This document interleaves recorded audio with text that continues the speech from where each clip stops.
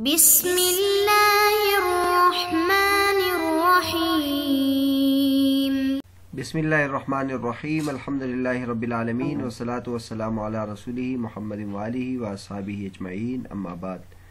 درس نمبر 203 آج کے سبق کا عنوان ہے مجاز کے قرائن کی بحث حصہ سوم۔ یہ بحث چل رہی تھی کہ اگر ایک لفظ سے مجازی معنی آپ مراد لے رہے تو اس میں کسی قرینے کا ہونا ضروری ہے۔ پھر قرائن کی تقسیم ہم نے پچھلے سبق میں کی کہ قرائن کی کون کون سی قسمیں ہیں۔ قرینہ یا تو حسی ہوگا یا تو عقلی ہوگا یا عادتی ہوگا یا شرعی ہوگا، اور پھر آگے 3 قسمیں مزید کی تھی، یا تو کلام اور متکلم سے باہر ہوگا، اور یا تو کلام میں ہوگا اور یا متکلم میں ہوگا۔ یہ سارے اقسام پچھلے اسباق میں گزر چکی ہے۔ آج کے سبق میں علامہ صدر الشریعہ رحمۃ اللہ علیہ ان مثالوں میں ایک ایک کو لے کر یہ بتائیں گے کہ ان میں سے کس مثال میں عقلی قرینہ ہے، کس مثال میں حسی قرینہ ہے، کس میں عرفی ہے اور کس میں شرعی ہے۔ فرماتے ہیں جئنا الی الامثلۃ المذکورۃ فی المتن فکل قسم من الاقسام فنظیرہ مذکور عقب ذلک القسم لیکن لم نذکر فی کل مثال ان القرینۃ المانعۃ من ارادۃ الحقیقۃ مانعۃ عقلا او حسا او عادۃ او شرعا فینبین ها هنا هذا المعنى ففي يمين الفور كما إذا أرادت المرأة الخروج فقال إن خرجت فأنت طالق يحمل على الفور فالقرينة مانعة عن إرادة الحقيقة عرفا والمعنى الحقيقي الخروج مطلقا۔ ہم آتے ہیں ان مثالوں کی طرف جو متن میں اوپر مذکور ہے۔ تو اقسام میں سے ہر ایک قسم اس کی نظیر اس کے قسم کے بعد مذکور ہے، یعنی اوپر متن میں جہاں ہر قسم مذکور ہے اس کی مثال اس کے ساتھ ذکر کی گئی تھی، لیکن ہر مثال کے ساتھ ہم نے یہ ذکر نہیں کیا تھا کہ وہاں قرینہ حقیقت کے ارادے سے جو معنی قرینہ موجود ہے یا وہ عقلاً ہے یا حسن ہے یا عادتاً ہے یا شرعاً۔ یہاں ہم اس بات کو بیان کرتے ہیں۔ چنانچہ پہلی مثال یمین فور کی تھی، کما اذا ارادت المرأة الخروج، جب عورت گھر سے نکلنے کا ارادہ کرے اور شوہر اس کو کہے کہ اگر تو گھر سے نکلی تو تجھے طلاق، تو اس کو فور پر محمول کرتے ہیں۔ اس میں جو قرینہ معنی ہے حقیقی معنی کے مراد لینے سے وہ عرف ہے، اور معنی حقیقی وہ مطلقاً خروج ہے۔ عورت گھر سے نکل رہی تھی اور مرد کی اس کے ساتھ بحث ہو گئی کہ تم گھر سے نہ نکلو، اور وہ کہتے میں نکلنا چاہتی ہوں، میں جانا چاہتی ہوں، اور مرد اس کو اس وقت یہ کہے کہ اگر تم گھر سے نکلی تو تجھے طلاق۔ تو یہاں فوری طور پر نکلنا مراد ہے، یہ نہیں ہے کہ اگر 2-3 دن کے بعد وہ نکلی تو اس کو طلاق ہوگا۔ تو اب یہ الفاظ میں تو یہ بات نہیں ہے۔ الفاظ میں اگر یہ کہہ دیتا کہ اگر تو ابھی نکلی تو تجھے طلاق، یہ زیادہ صریح ہوتا، لیکن اس نے یہ الفاظ استعمال نہیں کی کہ تو اگر ابھی نکلی، بلکہ یہ کہا ہے کہ اگر تو نکلی تو جب بھی نکلی بظاہر تو یہی ہونا چاہیے کہ اس کو طلاق ہونی چاہیے، لیکن یہ کیوں ہم کہتے ہیں کہ ابھی نکلی تو طلاق ہوگا اور بعد میں نکلی تو طلاق نہیں ہوگا؟ تو اس کی وجہ یہ ہے کہ یہاں قرینہ موجود ہے کہ یہاں عرف میں ایسے کلمات فور کے لیے استعمال ہوتے ہیں اور حقیقی معنی مراد نہیں ہوتا، حقیقی معنی مطلقاً نکلنا ہے۔ آگے اور مثالیں ذکر کی تھی۔ ایک مثال تھی وفی قوله تعالی واستفزز من استطاعت منهم القرینۃ تمنع الحقیقۃ عقلا وکذا فی قوله تعالی فمن شاء فلیؤمن ومن شاء فلیکفر لأن التخییر هو الاباحة مع العذاب المستفاد من قوله ان اعتدنا للظالمین نارا ممتنع عقلا۔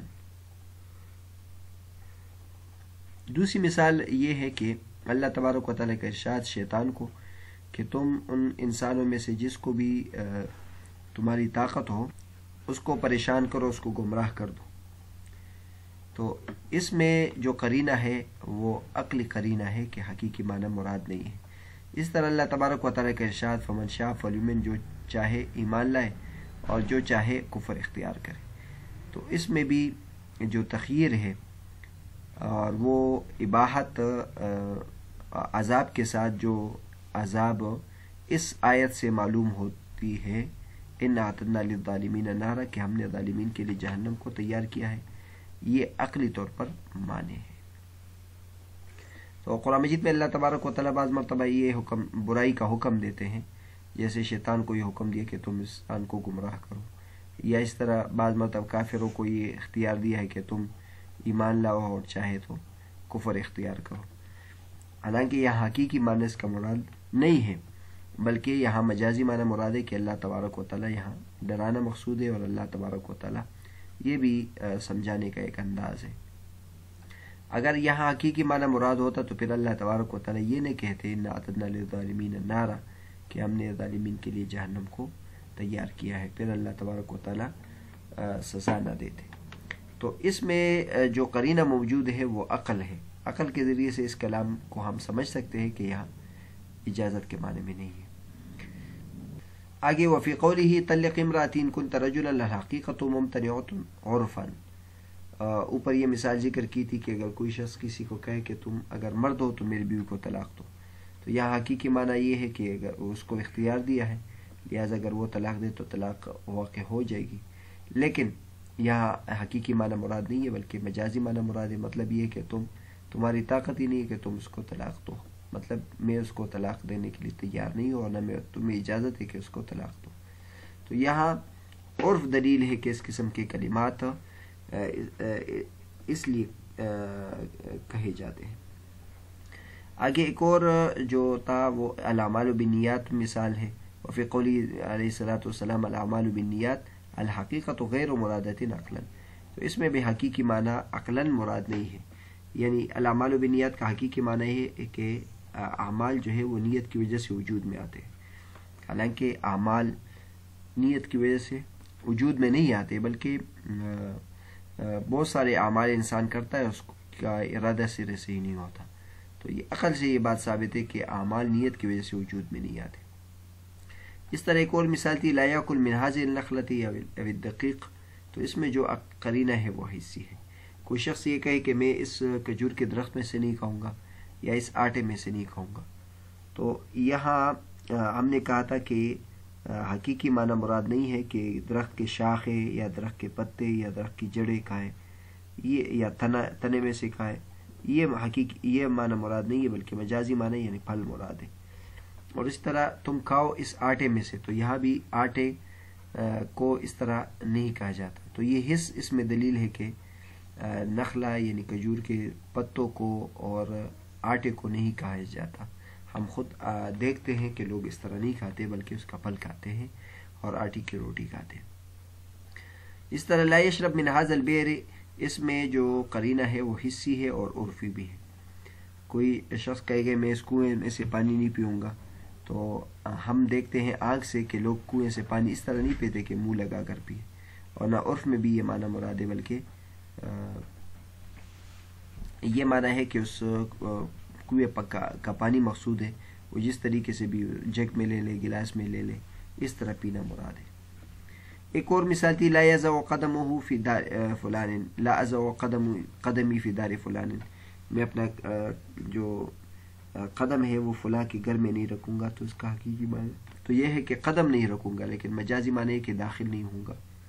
تو یہاں بھی جو حقیقی معنی چھوڑا ہے وہ عرف کی وجہ سے چھوڑا۔ اس طرح جو اسماء منقولہ ہے اس میں بھی یا تو عرف عام ہوگا یا عرف خاص ہوگا یا عرف شریعت کا عرف ہوگا، تو جس قسم کا عرف ہوگا وہ اس کے لیے دلیل بنے گا۔ اور توکیل بالخصومت میں جو ہے وہ شریعت کا قرینہ موجود ہے کہ یہاں صرف جھگڑنا مقصود نہیں ہے بلکہ حق بات کہنا ہوگا، تو اگر حق بات انکار میں ہے تو انکار کرے گا، اگر حق بات اقرار میں ہے تو انقرار کرے گا۔ آگے ایک سوال ہوتا ہے، اس کا جواب دیتے ہیں فإن قیل لا نسلم أن المعنى الحقيقي ممتنع في قوله لا يأكل من هذه النخلة حسا لأن المحلوف عليه عدم أكلها وهو غير ممتنع بل أكلها كذلك. قلنا اليمين إذا دخلت في النفي كانت للمنع، فموجب اليمين أن يصير ممنوعا باليمين، وما لا يكون مأكولا حسا أو عادة لا يكون ممنوعا باليمين. ایک اشکال ہوتا ہے، اوپر ہم نے کہا تھا کہ اگر کوئی شخص کہے کہ لا أكل من هذه النخلة، کہ میں اس کھجور کے درخت میں سے نہیں کھاؤں گا، تو اس پر یہ ایک اشکال ہوتا ہے کہ یہاں آپ نے کہا تھا کہ حقیقی معنی ممتنع ہے، تو یہاں تو حقیقی معنی ممتنع نہیں بلکہ حقیقی معنی تو ٹھیک ہے، لہٰذا مجاز کی طرف آپ کیوں جاتے ہیں؟ تو اس کا جو اعتراض ہے اس کا جواب دیتے ہیں. فإن قیل اگر کوئی یہ کہے کہ ہم اس بات کو تسلیم نہیں کرتے کہ معنی حقیقی یہاں لا یاکل من ھذا النخلۃ اس میں حسن ممتنع ہے، یہ ناممکن ہے، کیونکہ اس نے جس چیز پہ قسم کھائی ہے وہ یہ ہے کہ میں نہیں کھاؤں گا. تو جو نہیں کھانا ہے یہ تو حسن ناممکن نہیں ہے، نہ کھانا کسی چیز کو یہ تو ناممکن نہیں ہے، بلکہ اس کا جو کھانا ہے وہ بھی ممتنع نہیں ہے، بلکہ اس کا کھانا ممتنع ہے. تو ہم اس کا جواب دیتے ہیں کہ یمین جب نفی میں داخل ہو تو یہ منع کے لیے ہے، تو یمین کا موجب یہ ہے کہ وہ یمین کے ذریعے سے ممنوع ہوگا، اور جو چیز حسن اور عادتاً نہیں کھائی جاتی وہ یمین کے ذریعے سے ممنوع نہیں ہوگا. معترض ایک عجیب اعتراض کرتا ہے، وہ یہ ہے کہ اوپر ہم نے کہا کہ اگر کوئی شخص یہ کہے کہ میں اس کھجور میں سے نہیں کھاؤں گا، تو آپ مجازی معنی کی طرف گئے. تو وہ کہتے مجازی معنی کی طرف آپ کیوں جاتے ہیں؟ یہاں جو حقیقی معنی ہے وہ مراد لے سکتے ہیں، کیونکہ اس نے تو قسم یہ کھائی ہے کہ میں نہیں کھاؤں گا. تو درخت کا پتوں کا یا اس کو کھانا، اس کو نہ کھانا یہ تو ممتنع نہیں ہے، اس کو کھانا ممتنع ہے، یعنی اس کو لوگ کھاتے نہیں ہیں، اس کو نہ کھانے پر تو لوگ عمل کرتے ہیں، لہٰذا اس پہ تو حقیقی معنی مراد ہے کہ میں نہیں کھاؤں گا، تو نہ کھانا مراد ہے. اس کے جواب یہ دیتے ہیں کہ دراصل وہ یمین یعنی قسم کھا رہا ہے، اور قسم ایسی چیز پر ہوتا ہے جس سے انسان اپنے آپ کو روکنا چاہتا ہے. تو جو چیز پہلے سے ممنوع ہو تو اس سے روکنے کا کوئی فائدہ نہیں ہے. آپ دیکھتے ہیں عام طور پر جو چیزیں انسان کے لیے حلال ہوتی ہے، جیسے مثلا شہد کھانا ہے اور یا اس طرح کھانا کھانا ہے، تو اس چیز کو وہ قسم میں ذکر کرتے کہ میں اس سے بچنے کی کوشش کروں گا، میں اس طرح نہیں کروں گا. جو چیز پہلے سے ممتنع ہو وہ کیسے اس پر قسم کھائے گا؟ تو درخت کے پتے کھانا، درخت کی جڑیں کھانا، اس سے قسم کا کوئی معنی اور تک نہیں بنتا.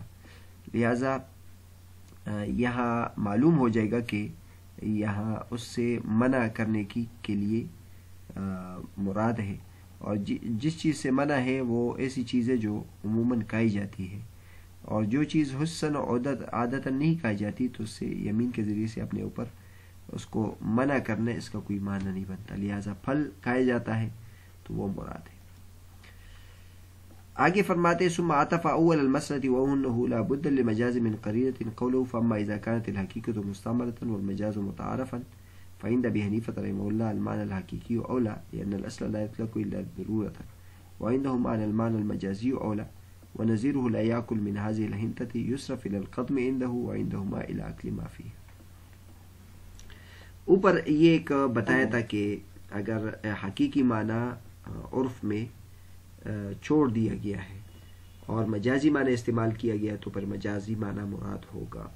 عرف کا اعتبار کر کے، عرف کا قرینہ لے کر ہم مجازی معنی کا اعتبار کریں گے. لیکن اس میں ایک درمیانی صورت یہ بنتی ہے کہ حقیقی معنی اب مجازی معنی کا استعمال ہے اور زیادہ استعمال مجازی معنی ہے، لیکن حقیقی معنی بالکل یہ متروک نہیں ہے. تو اس صورت میں پھر امام صاحب اور صاحبین کے اختلاف ہے. امام صاحب فرماتے ہیں کہ اس وقت بھی معنی حقیقی مراد ہوگا، کیونکہ جب تک معنی حقیقی پر عمل ہے اس وقت تک معنی حقیقی پر عمل کریں گے، اور جب معنی حقیقی یا بالکل یہ متروک ہو گئے تو پھر ہم مجازی کی طرف جائیں گے. صاحبین کہتے ہیں کہ اکثریت کا اعتبار ہے کہ جب اکثر استعمال معنی مجازی کا ہو گیا تو اب معنی مجازی کا اعتبار کرنا چاہیے.